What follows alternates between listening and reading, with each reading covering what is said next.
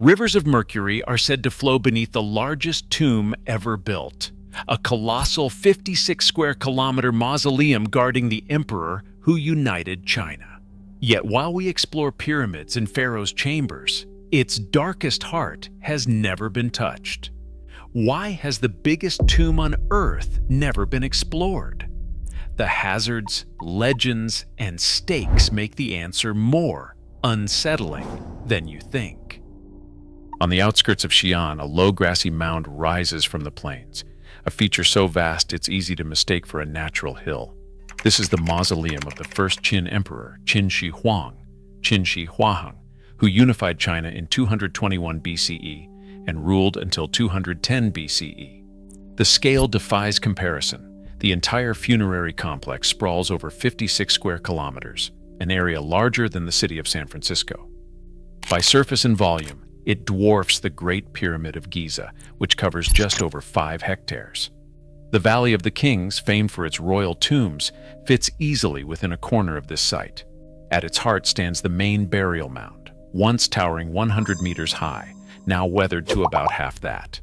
But the mound is only the beginning.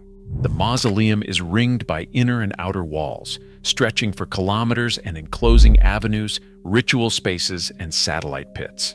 The most famous of these, discovered by accident in 1974, holds the Terracotta Army, more than 8,000 life-sized clay soldiers, each unique, arrayed in battle formation. The entire site was designed as a microcosm of the empire Qin Shi Huang forged, with the emperor's tomb at the center, sealed and untouched. No other ancient burial project comes close in ambition or size. The numbers alone hint at the vision and power of the man buried beneath, and the lengths taken to protect his legacy. Beneath the grassy mound, the mausoleum unfolds like a buried metropolis. Wide avenues perfectly aligned along a north-south axis cut through the earth, connecting ritual spaces and ceremonial courtyards.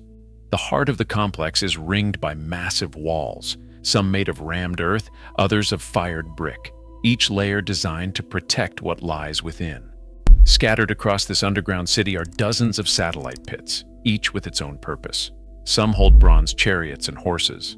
Others store acrobats, musicians, and rare animals, all intended to serve the emperor in the afterlife.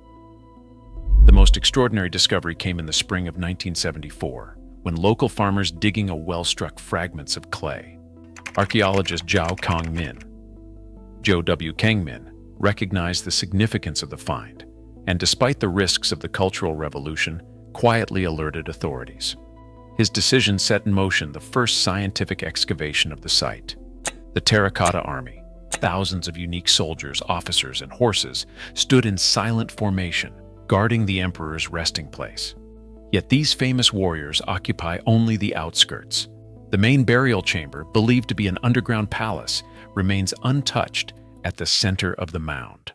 Modern research has mapped out the city-like design, but the true scale of its secrets is still a matter of speculation. For every pit excavated, dozens more remain sealed, their contents hidden beneath centuries of soil and legend. Long before a single shovel touched the earth, the tomb of Qin Shi Huang lived in legend. The earliest and most vivid account comes from Sima Qian, writing his records of the Grand Historian in the 1st century BCE. He described a world beneath the mound, palaces and towers for 100 officials, rare treasures sealed away, and a burial chamber built to mirror the empire itself. Overhead, craftsmen set pearls and precious stones into the ceiling to form constellations, a night sky that would never fade. Below, rivers and seas of liquid mercury were engineered to flow around the coffin, capturing the geography of the land. Sima Qian wrote, "Mercury was used to simulate the 100 rivers, the Yangtze and Yellow rivers, and the Great Sea, set to flow mechanically." He spoke of crossbows hidden in the walls, set to fire at any intruder, and lamps fueled by whale oil, burning without end. These descriptions blend the technical and the fantastical, painting the tomb not as a simple grave, but as a microcosm of the emperor's vision, a sealed universe where heaven, earth, and every danger waited in the dark. Modern science has tried to peer beneath the mound without breaking its seal. Ground-penetrating radar sweeps have traced a vast rectangular void at the core, consistent with a chamber large enough to hold a palace. Magnetometry and resistivity mapping confirm the presence of discrete layered spaces, some stretching more than 50 meters in length. Yet the most striking evidence comes from the soil itself. Over the past 2 decades, teams have drilled dozens of core samples around the mound. The results are clear.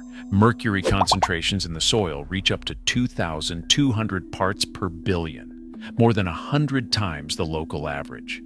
These hotspots cluster above the suspected main chamber and along the north-south passageways, matching the ancient descriptions of flowing mercury rivers.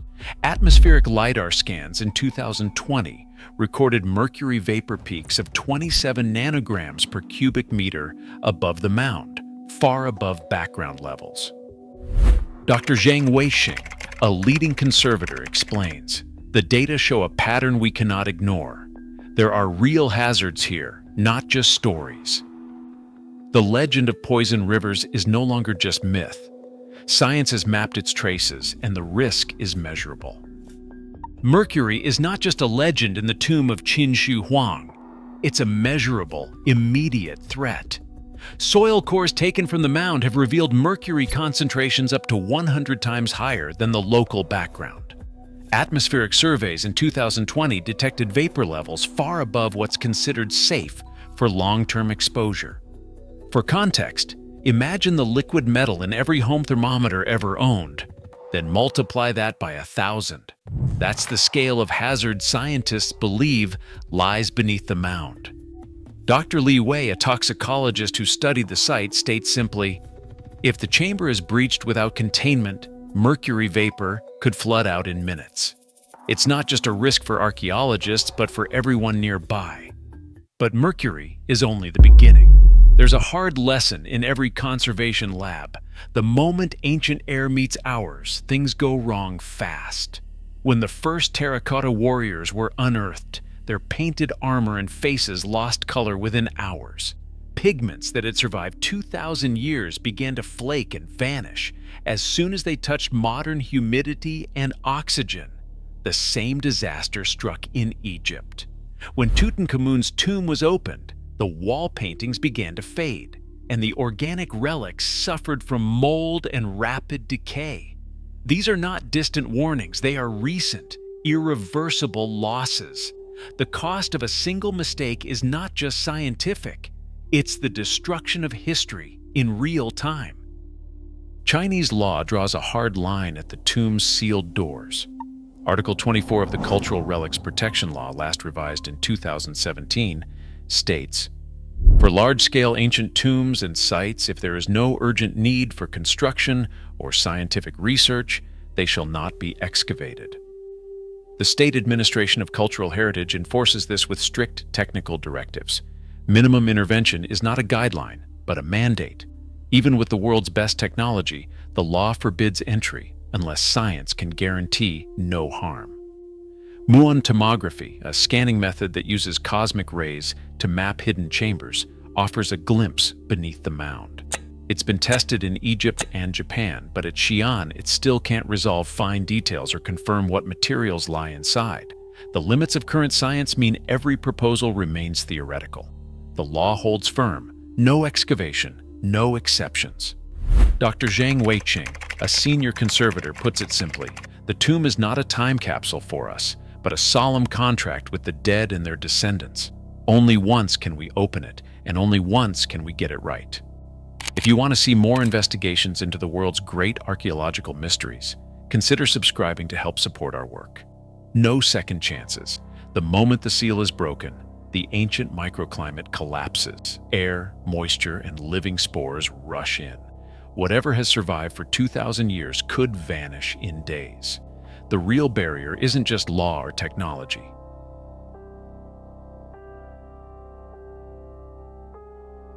It's the knowledge that history only gives us one first opening.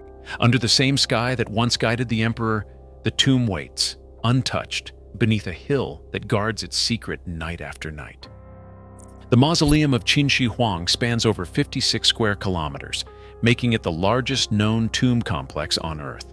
More than 4 decades after its discovery in 1974, its core burial chamber remains completely unexcavated. Scientific surveys confirm high concentrations of mercury in the soil, and ground-penetrating radar reveals hidden chambers beneath the mound, matching details from ancient texts written nearly 2,000 years ago. Yet the exact contents and preservation state of the tomb are still unknown. Conservation failures elsewhere, like the rapid fading of pigments on terracotta warriors, prove that even careful intervention can cause irreversible loss. Chinese law and global heritage experts now agree. Until technology can guarantee safety, opening the tomb risks destroying its secrets. For now, the world's largest tomb stays sealed, not because we cannot open it, but because we choose to protect what cannot be replaced.